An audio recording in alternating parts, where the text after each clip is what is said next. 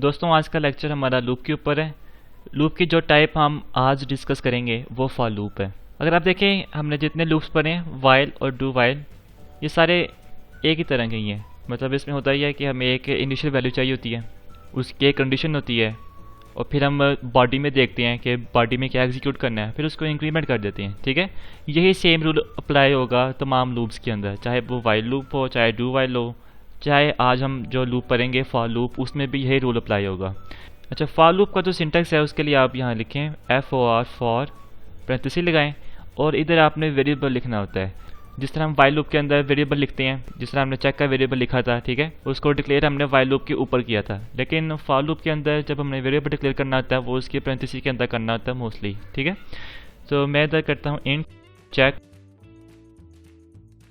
Equal to 1। आप semicolon लगाएं। Variable declare करने के बाद हमने एक कंडीशन लगानी होती है, जिस तरह हम वाइल लूप में हम कंडीशन लगाते थे, तो यहाँ पर भी कंडीशन लगाएंगे कि check is less than equal to 5।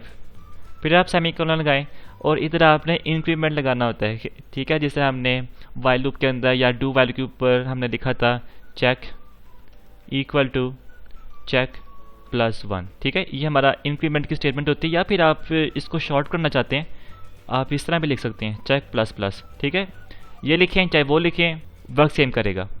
अच्छा, अब यहाँ पे एंटर प्रेस करें पैरेंथेसिस के बाद और इधर ब्रैकेट लगा दें, तो ये हमारी बॉडी होगी फॉर लूप की। और इधर आप लिख दें हेलो वर्ल्ड। मैं इसको प्रिंट करता हूँ और देखता हूँ ये कितनी दफ़ा प्रिंट होगा। ठीक है, कंट्रोल F5 और ये आप देखें इसने 5 दफ़ा प्रिंट किया। हम फॉर लूप की एग्जीक्यूशन को भी समझेंगे कि फॉर लूप चलता है किस तरह है। तो उसके लिए मैं फॉर लूप से पहले कर्सर अपना लेके आता हूँ, इधर राइट क्लिक करता हूँ, रन टू कर्सर, और अब आप देखें 1 बाय 1। सबसे पहले आप देखें कि वेरिएबल डिक्लेयर होता है, वेरिएबल वाली स्टेटमेंट एग्जीक्यूट होगी। मैं स्टेप ओवर करता हूँ, उसके बाद हमारी कंडीशन एग्जीक्यूट होगी। ठीक है, और उसके बाद हम बॉडी में आएंगे, क्योंकि इंक्रीमेंट या डिक्रीमेंट हमेशा लास्ट में होता है।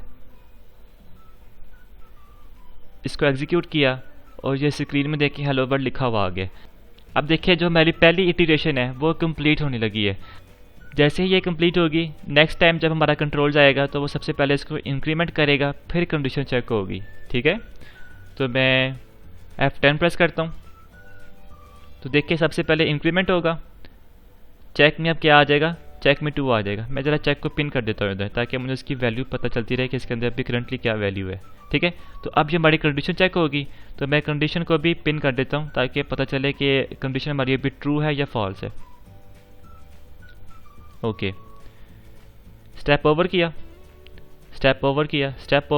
ठीक है, तो अब देखें इसने सेकंड टाइम भी हेलो वर्ल्ड प्रिंट कर दी है।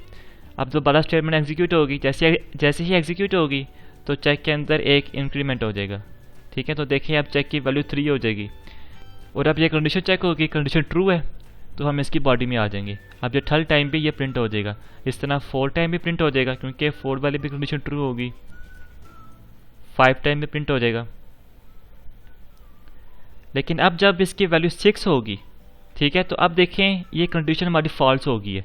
अब जैसे ही कंडीशन फॉल्स हो जाएगी तब हम बॉडी के अंदर नहीं आ सकते, अब हमारा कंट्रोल बॉडी के बाहर चला जाएगा। ठीक है, दोबारा F10 प्रेस करता हूँ और यह देखिए हमारी एग्जीक्यूशन फॉर लूप की कंप्लीट हो गई है। तो मुझे उम्मीद है इस लेक्चर पे आपको फॉर लूप की समझ आई है। अगर आपको इसका सिंटेक्स भूल जाए कि फॉर का सिंटेक्स क्या है, तो आप कोड स्निपेट्स यूज़ कर सकते हैं। उसके लिए आप यहाँ पे फॉर लिखें और 2 दफ़ा टैब प्रेस करें। अच्छा, जैसे ही आपने फॉर लिख के 2 दफ़ा टैब प्रेस किया, इसने फॉर का सारा सिंटेक्स लिख दिया है। अब आप इसकी जो स्टेटमेंट है, जो पहली लाइन है, इसको आप एडिट कर सकते हैं, जिसमें आप बता सकते हैं कि हमारे वेरिएबल का नाम क्या होगा, आई लिखना है या चेक लिखना है, ये आपकी मर्ज़ी है। ठीक है, उसके बाद आप टैब प्रेस करें और यहाँ पे आप बता दें कि ये चेक कहाँ तक चलेगा, 9 तक। मैं ये कहता हूँ, एंटर प्रेस कर दिया मैंने और इसके अंदर आ गया। हुआ ये कि इसने चेक की वैल्यू 0 की और ये तब तक चलेगा जब तक ये 9 से छोटा है। और चेक प्लस प्लस, इसके अंदर जो भी आपने लिखना है, मैं चेक की वैल्यू यहाँ पे प्रिंट करवाना चाहता हूँ, कंट्रोल F5, अब वो सब कुछ प्रिंट हो जाएगा 0 से लेके 8 तक। तो मुझे उम्मीद है कि आपको फॉर का सिंटेक्स भी समझ आ गया है, इसको लिखना भी आ गया है, कोड स्निपेट भी यूज़ करना आ गया है और इसकी एग्जीक्यूशन का फ्लो भी समझ आ गया है। तो आपको अगर इन तीनों लूप्स की सही समझ आई है तो आप मुझे बताएं कमेंट्स में, और हमारी वीडियो को आप मैक्सिमम शेयर करें और इस चैनल को सब्सक्राइब करें। मैं आपसे अब अगली वीडियो में मिलूँगा।